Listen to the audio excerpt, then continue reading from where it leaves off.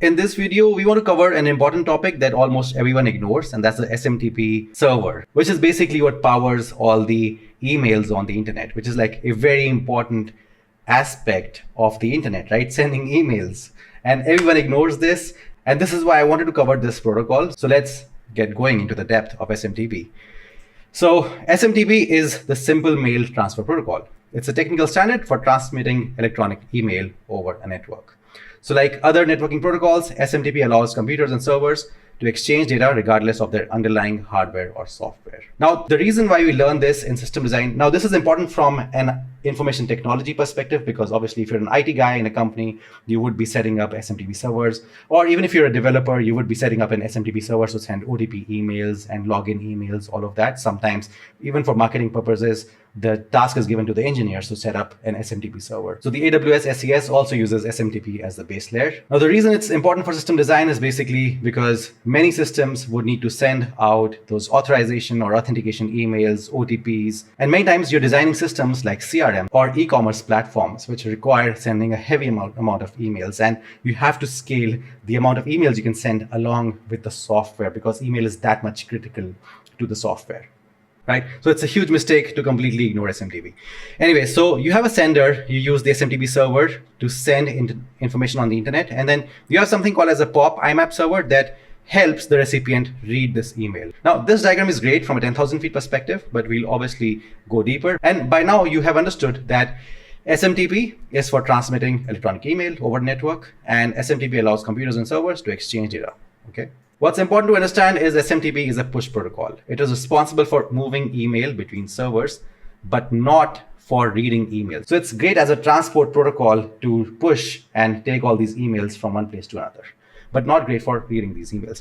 An SMTP server is a mail server that can send and receive emails using the SMTP protocol. So it's the same diagram shown in a different way. We have a sender, we have a sender email service, the internet, and we're using the SMTP protocol. And on top of that, the receiver uses POP3 IMAP to read all these emails. Now, emailing is not just one system. It's actually three loosely coupled systems. So you have the SMTP server, and you have the receiving and storage system, which is the mail server plus mailbox, and you have the retrieval and sync system, which is the POP and IMAP. So we have to learn about all these three things. Now, this little part, this diagram and these 7 points are very important and crucial for you to understand the whole thing. Once you understand this, you don't have to worry about SMTP probably ever again from a system design perspective.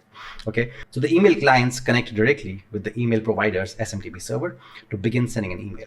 Okay, several different software programs run on an SMTP server. Now, you might think that there's only one program running on an SMTP server, but they're like multiple programs. Okay. Now, the first thing to understand is that SMTP is actually built on top of the TCP protocol. That's why we learned TCP protocol towards the beginning of the series. By the way, if you don't know, this video is part of a long ongoing series of system design concepts. Make sure you watch all of them in the right order, because many of the videos are kind of connected. So the TCP connection is set up between the client and email server. That's really important. And this connection lets the server know to expect an email, right? So it's all happening on top of the TCP connection. The client sends a series of commands to the server, which include the email itself. Then you have something called as the mail submission agent. So you have the mail user agent, which is working on the behalf of the user. And then you have the mail submission agent. The MSA receives emails from the email client, okay? And then the email server uses its own program called the mail transfer agent. So it's like a multi-hop network. Think of it like that. The mail transfer agent checks the email's domain name system, checks the DNS, okay, record, and finds the recipient's IP address. So it's all happening on TCP. So it's all taking the help of IP addresses and all of that. So the recipient has an IP address, the sender has an IP address, right? So we're checking the email's domain name system to find the recipient's IP address, like who to send this email to.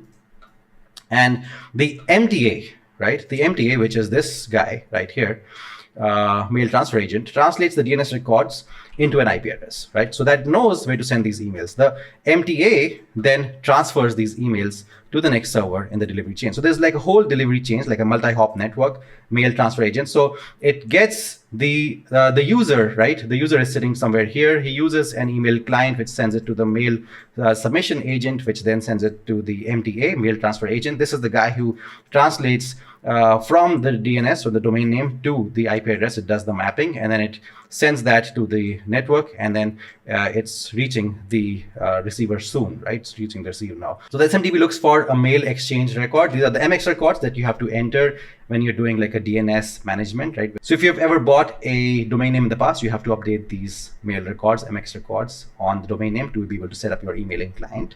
So the SMTP looks for a mail exchange record associated with the recipient's domain name. And the MX record is used to indicate how messages should be routed in accordance with SMTP. If there is an MX record, then the email is sent to the corresponding email server. Then you finally have the mail delivery agent. The MDA receives emails from the MTAs and stores them in the recipient's email box. So the emails are sitting now in the recipient's email box. So each user, like the sender and the receiver, they have their own mail user agent working on their behalf. So till now, the entire process of how SMTP works and how there are these different softwares running in the whole SMTP relay chain are working, and how they work together to actually send the email from the sender to the recipient. I want to take a quick minute to tell you something very important. I'm sure you know that CTOs don't write a lot of code. So what do they actually do during the day? They actually work on system design and architecting systems. And not just CTOs, but anyone in a leadership positions like VP of engineering, director, they're all involved with planning and architecting systems.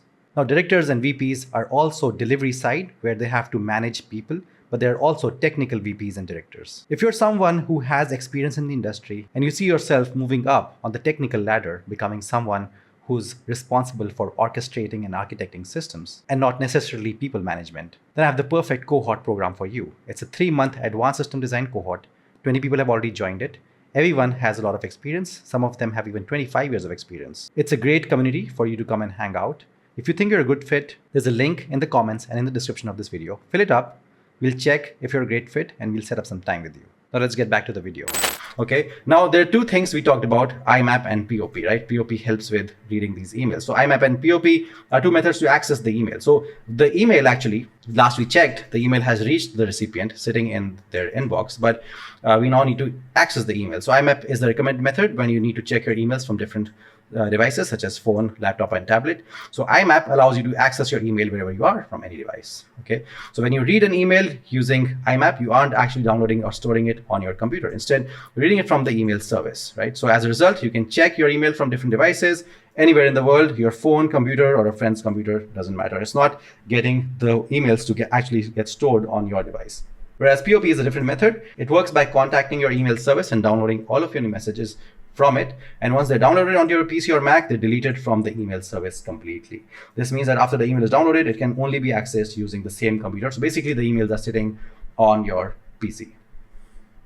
This obviously sounds more secure than the other one because everything is on your PC now. But then also it's not very reliable, because if something happens to this particular device, then all the emails are gone. Now, IMAP is just an intermediary between the email client and server. So these emails can only be accessed with an internet connection, obviously, because the emails are not on your device. So you actually need the internet to always keep checking your email. So when a user signs in to the email client, the client connects with the email server to retrieve the messages, and the user can see a preview of the email, but the actual message is not downloaded until a user clicks on the message. Inbox owners' emails will only be available by the server and client connection until they're deleted. So we have kind of understood the difference between POP and IMAP, right? So just to go through a quick summary of IMAP versus POP, users can access their email from any device. By default, emails can only be accessed from the device they're downloaded on. So POP downloads and IMAP does not. The server stores emails and IMAP acts as an intermediary between the server and the client. And with POP, once downloaded, emails are deleted from the server unless otherwise configured. With IMAP, the emails are not accessible offline because they're obviously not stored on the device. Whereas with POP, emails are accessible offline, but only on the device they were downloaded on. And here with IMAP, the bodies of emails are not downloaded until the user clicks on them. And subject lines and sender names populate quickly in the email client. For POP, emails are downloaded to the device by default, so messages may take a little longer to load. Now, IMAP requires more server space because emails are not automatically deleted from the server, whereas the POP3 conserves email server storage because emails are automatically deleted from the server once they've been downloaded on the device. So it's not that efficient for the device, but it's very efficient from the server point of view. But IMAP is great from the device point of view, but not great from a server efficiency point of view. So we have understood that SMTP is like the primary protocol for emails on the internet. And email is like the basic building block of whatever you do on the internet, right? And many systems, they're heavily dependent on emails, and ignoring emails is like a cardinal sin. SMTP works on, like you understood, TCP. It has its own little softwares running, like the MUA, MSA, MTA, MDA, all these that are involved in the whole process. There's a complete relay chain here, which is sending emails from one node to another. So it's a complete thing of its own, SMTP, right? And this little video gave you like an inside look of how SMTP works, a topic which is heavily ignored and not talked about. But then this video at least gave you a little bit of understanding, and you'll know how to use it. All right. So thanks a lot for watching, and I'll see you in the next video.